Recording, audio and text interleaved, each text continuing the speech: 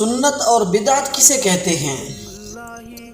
سنت کہتے ہیں کہ حضور کے طریقے کو اپنانا حضور کی خواہشات کے مطابق، اور بدعت کہتے ہیں کہ حضور کے طریقے کو اپنانا اپنی خواہشات کے مطابق۔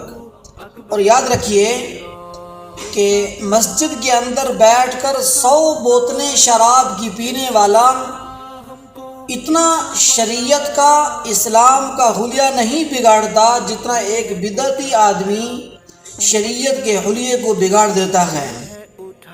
رسول اللہ صلی اللہ علیہ وسلم کا فرمان ہے کہ ان اللہ تعالی حجب التوبۃ عن کل صاحب بدعۃ، کہ جو بدعتی آدمی ہوتا ہے اللہ رب العزت اس سے ہدایت کی جو توقعات ہوتی ہیں ان کو چھین لیتا ہے۔ اللہ رب العزت اس کو ہدایت نہیں دیتا، کیونکہ وہ شخص غیر دین کو دین سمجھ رہا ہوتا ہے۔